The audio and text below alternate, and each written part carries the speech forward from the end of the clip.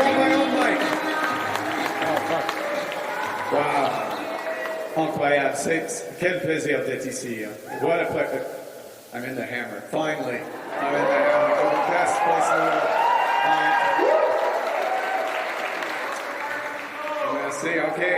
No, I'm going to stay here for a while. Make yourselves comfortable. Look, actually, I'm going to start on a more serious note, but a happy note. I just came from Pearson.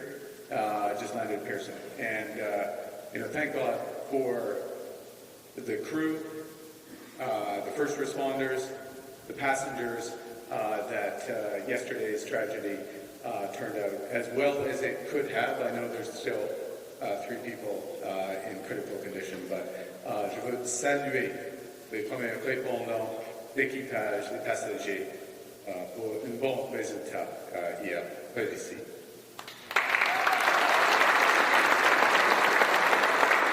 Okay. Now c'est le moment. Now's the time. Who's ready? Who is ready? Who is ready to stand up for Canada with me?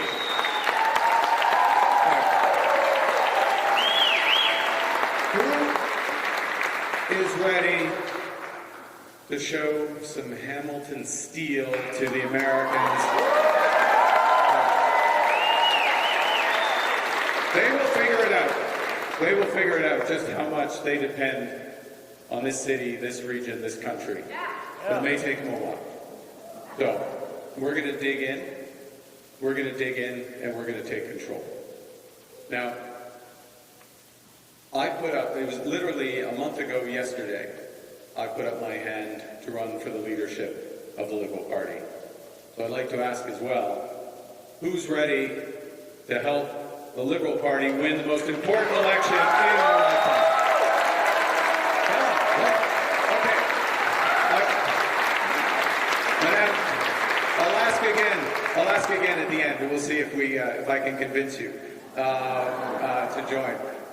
This is going to be an absolutely crucial election for our country. And when I put my hand up a month ago, it's because I felt that the country needed some big changes. Much more of a focus on the economy, because people across the country, and I've heard this over the course of the last month, real fundamental worries and stresses because of the cost of living, the housing crisis, particularly for younger Canadians, and worries even before President Trump, about a world that was more divided and dangerous, and a series of technological changes that are affecting our future. A series of technological changes. By the way, after this, I'm going to McMaster and the Innovation Lab to see how we can put those technological changes into place for great jobs for Canadians. But we have to have it. So I put my hand up. I've never been a politician. Still not really fully a politician.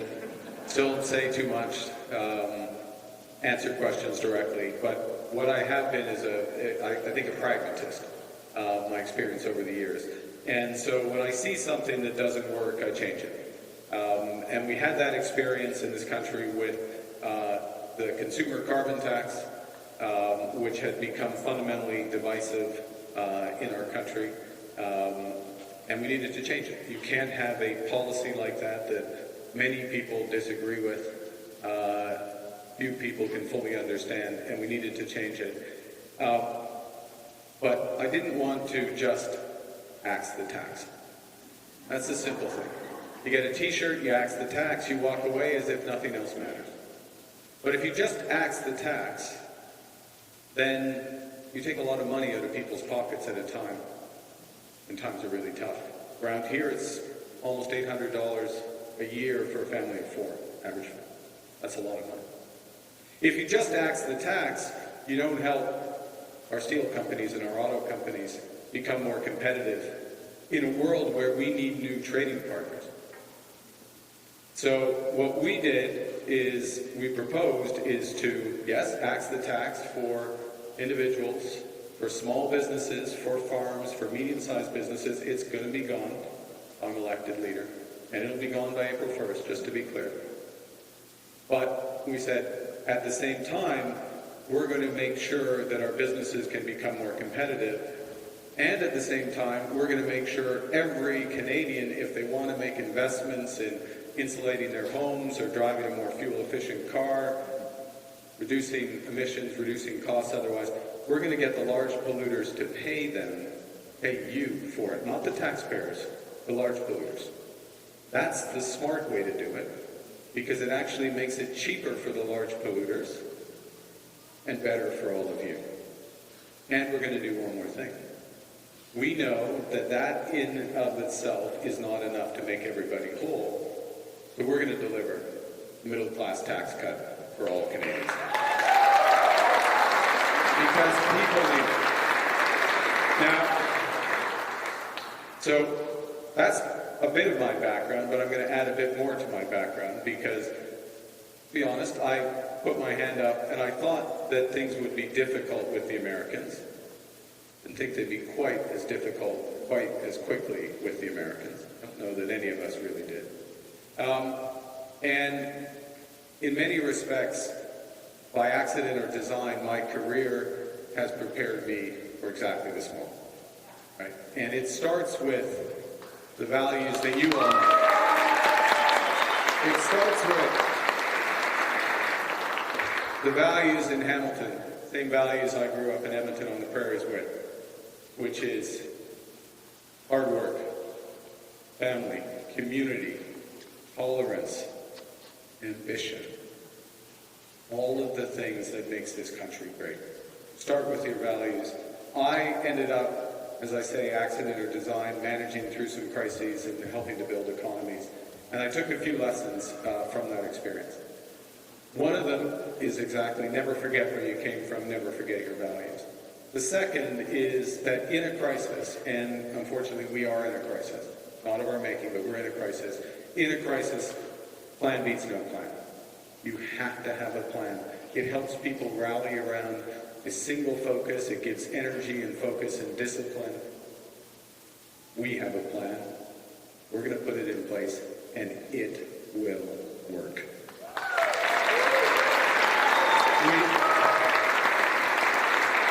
And the third thing I learned over the years is, and it goes back to the first, is that markets, the private sector, which is the most powerful thing we've ever invented to get things done, markets don't have values. People do. Okay? And it's part of the job of government, certainly a Liberal government, is to make sure that the market, the private sector, works to help solve the problems for Canadians. And my opponent, Pierre Poilievre, doesn't get that, doesn't get any of that. And it's not entirely surprising because and I've seen this before in different countries around the world, there is no stronger believer in the power of the market and free enterprise and Milton Friedman and fundamentalism than someone who's only ever been a politician. Someone who's never earned a paycheck or had to make payroll. Okay? That sort of trickle-down economics is not what we need. It's not what's going to drive this country forward. Yeah. Now, the challenge. So the challenge we have right now, and we know it, one of the challenges we have, it comes from south of the border. And the bottom line is the Americans, and it's becoming increasingly clear, want our resources. They want our water, they want our land. And if they get that on the terms that they want, they will destroy our way of life. That's what's at stake. They will destroy our way of life because America's many things, and it's a great country, but America is not Canada. America is not Canada. Exactly. America. We are a mosaic. I look around this great room, we're all Canadians, but all different identities. Well, we're all Canadians, and we celebrate that. America is a melting pot. In America, diversity is now an insult, and it soon will be a crime to promote it. That's not a line. That's a reality. That's what's happening in America. It's a shame. Maybe they'll snap out of it eventually, but that's what they are now. In America, healthcare is a big business. In Canada, it's a right. In America, the social safety net has huge holes in it through which tens of millions of people fall through every year. So, yes, America is not Canada. And Canada never, ever will be part of America in any way. So the question for us, I like the hat. The question for us is, what do we do about it? And in a situation like this, we have to ask ourselves, what can we control? What can we influence? What can't we control? We can't control shocks that come from outside our country. We can't control foreign wars. We couldn't control a financial crisis that happened 15 years ago that started in the U.S. Can we control President Trump? No. Can anyone control President Trump? No. I think we can influence President Trump by taking seriously some of the issues that he raises, taking them at face value and trying to find solutions that are in our interests as well. And the tragedy of fentanyl on both sides of the border is something we need to address. Having a secure border is something we need to address. And the measures the government has put in place and reinforcing those, making sure they work and cracking down on drug gangs and opioid abuse here in this country is something we need to do. So we can influence him a bit, but exactly when President Trump, and it's only President Trump, when President Trump is willing to sit down and hammer out a negotiation that works for our auto companies, that works for our steel companies, that works for our aluminum companies, that works for our agriculture, exactly when they're willing to do that, it's not clear. But what we can control is what we do right here in Canada. We are absolutely, en français on dit, nous sommes maîtres chez nous. We're masters in our own house. We can control our economic destiny, and we will control our economic destiny.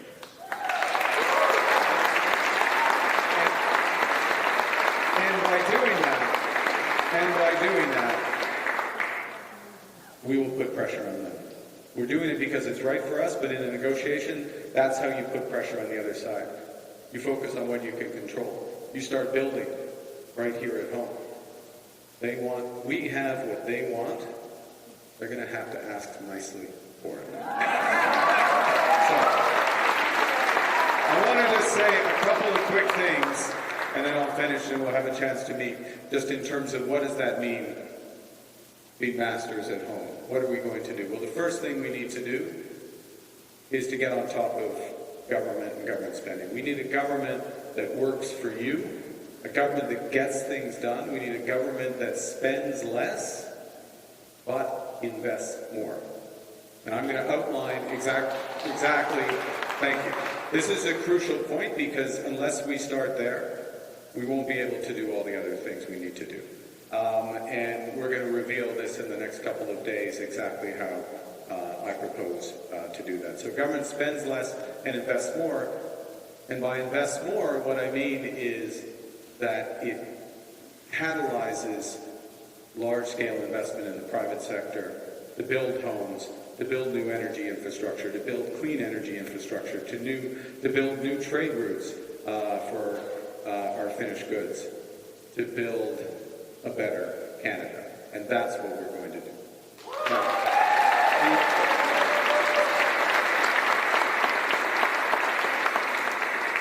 we also need to make sure we have one Canadian economy, not 13. And what we will do, if I'm selected, I will convene, and I've already spoken to a number of the premiers, all the premiers and the Prime Minister, to accelerate that process. We have a window where people understand, and Canadians across this country are demanding one economy. demanding action, and we need to take this. Because if we do just that, if we just do the one Canadian economy, it will have a bigger positive impact on this country than anything the Americans can throw at us.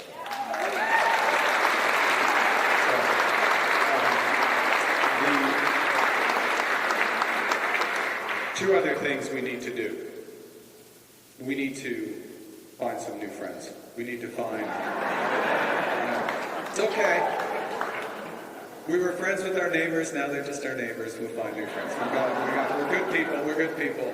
And we have some old ties. We're going to renew some of our ties. We're going to diversify our trading partners into Europe, UK, some of the major powers, like-minded countries in Asia. Not all the countries in Asia, but like-minded countries. We have what they want. They think like we do. They won't turn on us. And that's what we're going to do. The last big thing we need to do is to make our country more secure. We need to make our country more secure. We need to meet our obligations under NATO. We're going to accelerate the spending, spending towards 2%. And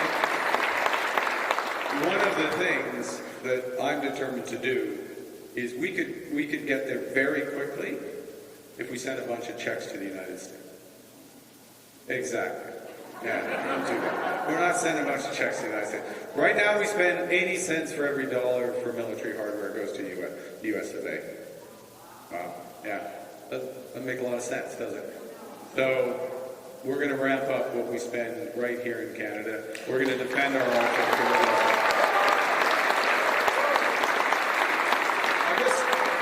I want to finish on one final point, which is a fundamental point, and it goes back to, I think, why we're all here, and I want to thank you all for the support.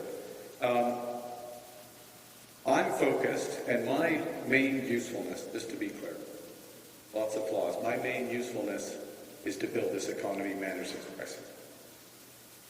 Because I'm a member of the Liberal Party, though, I understand why we care about a strong economy. Yes, we want a strong economy for the good jobs today and good jobs for the future for our children. But we also want a strong economy because we know we can't redistribute what we don't have. We can't be strong abroad if we're weak at home. We can't build the future if we can't manage the present. We need a strong economy so that we can have a proper healthcare system here in Ontario. You heard the debate last night. It's the biggest issue. Part of the reason is the Ontario economy isn't strong enough. Part of it's mismanagement, but part of the reason is the economy isn't strong enough. We need a strong economy so that we can provide childcare for young families struggling as they get started. So we can provide dental care for the 1.5 million Canadians already who couldn't afford it. Now have it. So that we can secure old age pensions and deliver on our promises there. We need a strong economy to take the ideas from the Innovation Lab. I hope it's over there because I'm pointing over there.